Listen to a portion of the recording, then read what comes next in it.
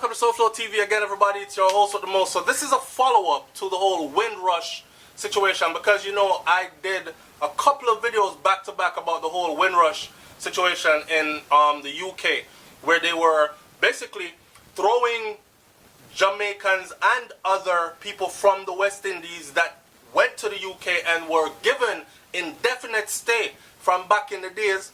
They were throwing these people out now and saying you don't have any papers to be here, when in fact the British law at the time gave them indefinite stay, requiring them to not really have any papers to be there. So in essence then they flipped the law on the people and start throwing them out. This was displacing a whole bunch of people. So you had people who had worked years of their lives and retired, had nice homes and everything, pension and everything, and suddenly all that was ripped away, right? Here's a follow-up to some of that now, what's going on.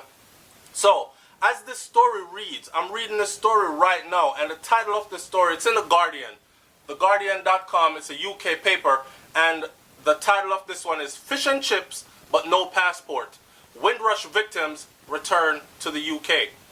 And the first picture I see is a brother with a Jamaican hat on, because he has a Jamaican flag on the front of his hat, and the hat's in Jamaican colors, and he has a plate with fish and chips, full up the plate, but no passport. You can see in his back garden, he have the big pumpkin and grow and all that, because, you know, we stay already, we're going to farm up a little place that we live and grow some food and them thing that the Jamaican in us, wherever we go in the world, right?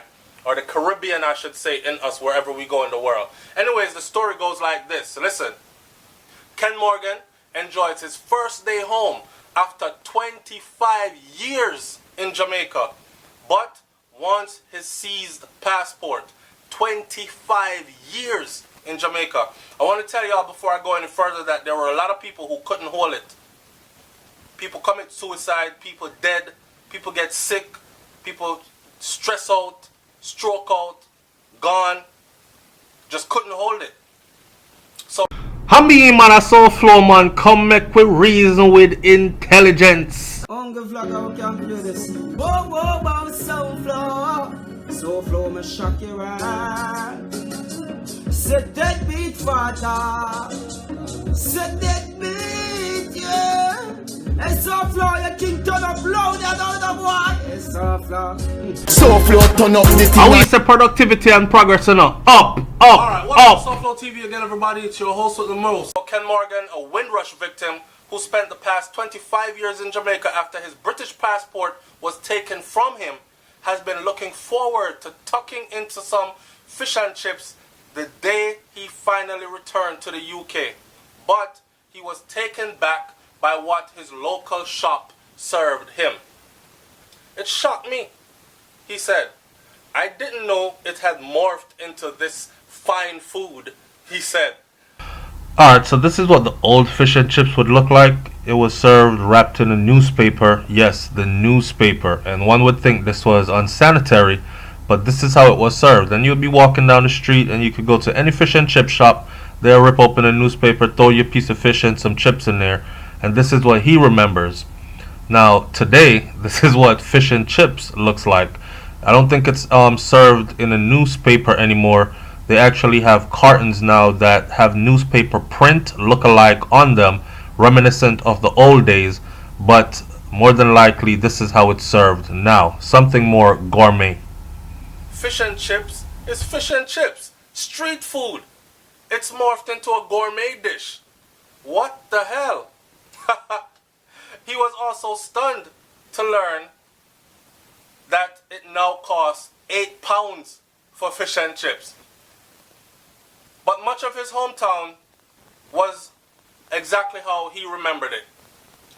The Walthamstow market is still served an abundance of fruits and vegetables, and the house he grew up in was bustling with his loved ones just the same, who were keen to welcome him home.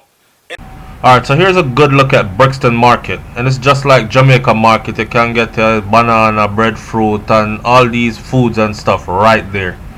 Inside the house hadn't changed much, but it still felt different. Now can you imagine 25 years?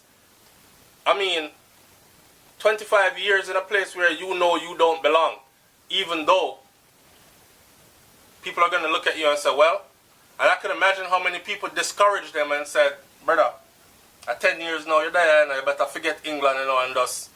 And then you try to explain yourself to people. And never laugh and I say, a foreign mind the boy have. Oh, gosh. So, he said much of his hometown hadn't changed. It's the same way he remembered it. And the house he grew up in England, it's the same. He hadn't changed. When you're small, everything looks bigger, he said. And when you're big, everything looks smaller. It's a funny thing. He's now 68 and arrived in the UK in 1959 when he was just 9 years old.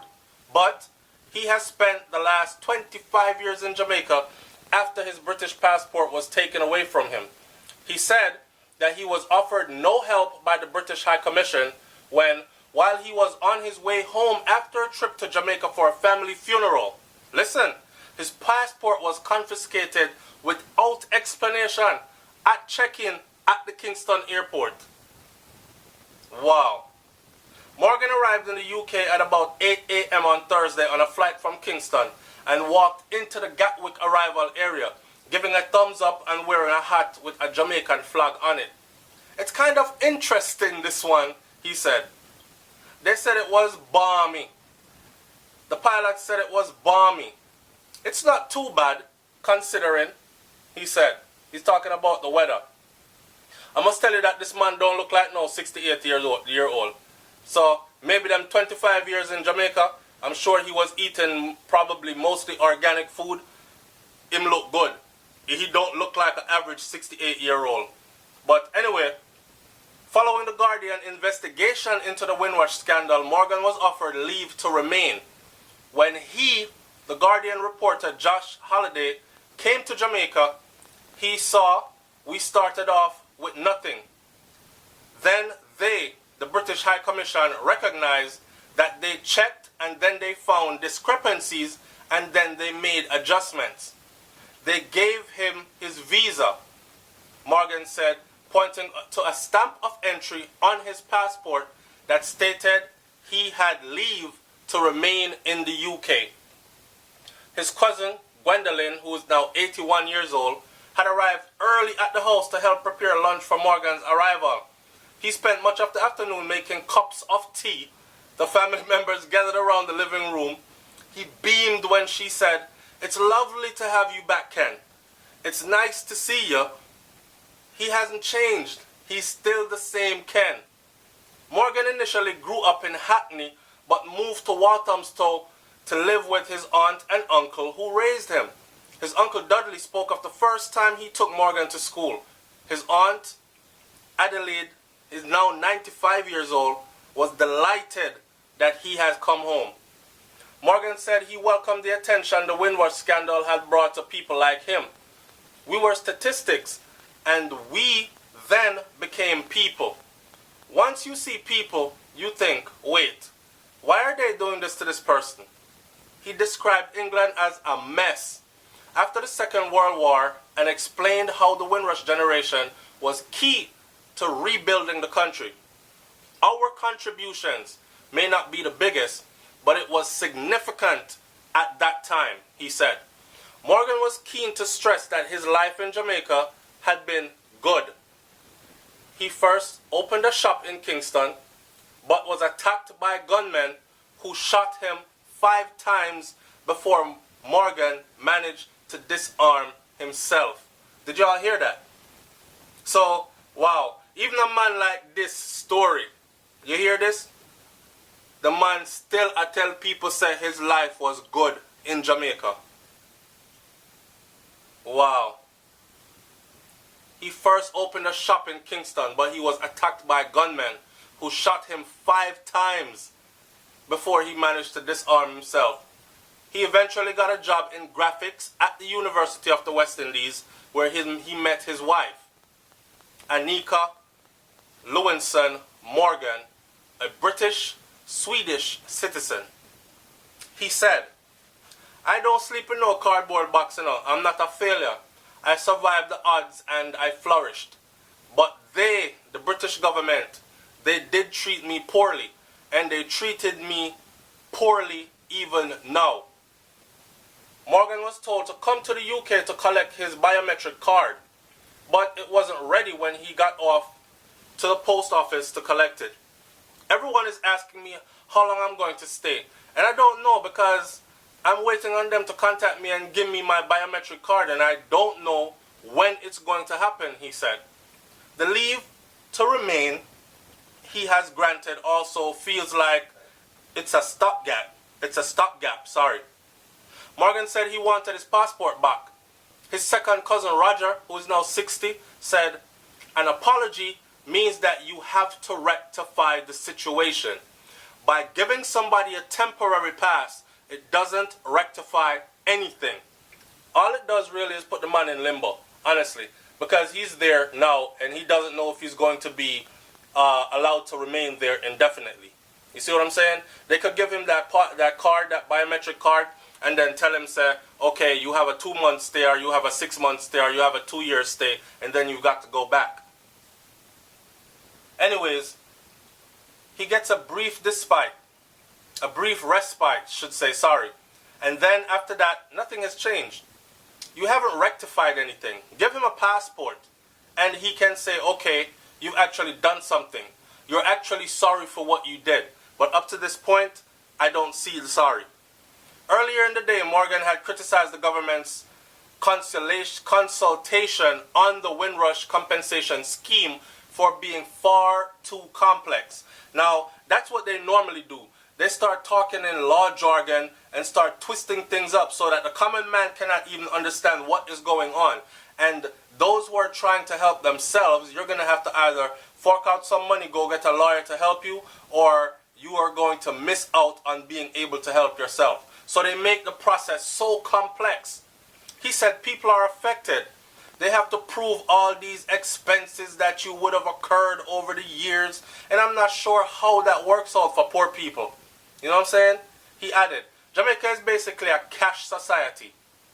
3/4 of the economy is cash. It's very hard to find documentation for 20 years or more. Very difficult. I'm not quite sure how it's going to work out, he said. He was taking the flight to get his passport back step by step. For now, it just felt good to finally be home. Now, that story right there is something, just to let you know that this man right here, he's not a one-off. It's not him alone. It's not him alone. It's him and many others like him that are going through this. It's sad. And now that he's back, he's hoping that it's a permanent stay. He's hoping he'll get a green card, not a green card, but a passport. And the sad thing is, and I can't help but to go back to that in the story again, Jamaica does not escape. Imagine that. Them fling the man out of the UK. The man said, all right, I have some to live. I'm not going to cry about life. He used everything that he learned over the years. I'm sure he had very supportive family. And you know, the British pound is strong in Jamaica, so you get some money from your British family while you're down there. All right, Morgan, look, you're down there. We don't want you to stress out. We're going to help you as much as we can. So them send like money. Him say, all right, me have a vision. I'm going to open a shop. Him open a shop. Gunman run in. Him get gunshot 5 times. 5 gunshot. Right? And he's still up telling people that his life in Jamaica was good. He went from that to working at the University of the West Indies. And met his wife there. So I mean, damn, shoot, geez. Things happen for a reason, must I say? I don't know. I don't know what to make of his story. But I do know that the WindRush scandal was nasty as hell. And it was a way for the British government to, how should I say it, to rob a people. It's like they used you when they needed you, and then now your purpose is fulfilled. We don't need you anymore so much. So not only are we going to kick you out, we're going to take everything that you had here. Because when you're kicked out, you didn't get to bring your pension with you. When you're kicked out, you didn't get to bring the house that you had bought and paid off with you. When you're kicked out, you didn't get to bring all that with you. You left everything behind. So that was robbery. A lot of people went homeless behind this. And like I've said, a lot of people died. The follow-up story to that is, and that was printed on September 26th of 2018, Home Office failed Windrush victim up to her death, says her MP.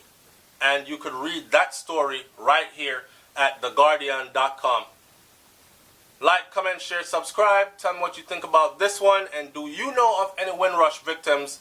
And how are they faring at the moment? Has there been any changes implemented that has benefited them? And do you think that they deserve better? Or are you one of those that think, hey, I know England you're born anyway, so them fling you out, just go and make good a wish party there. That kind of attitude. It's SoFlo TV. I'm interested to know. Talk to me in the comment section. I'm out. Peace.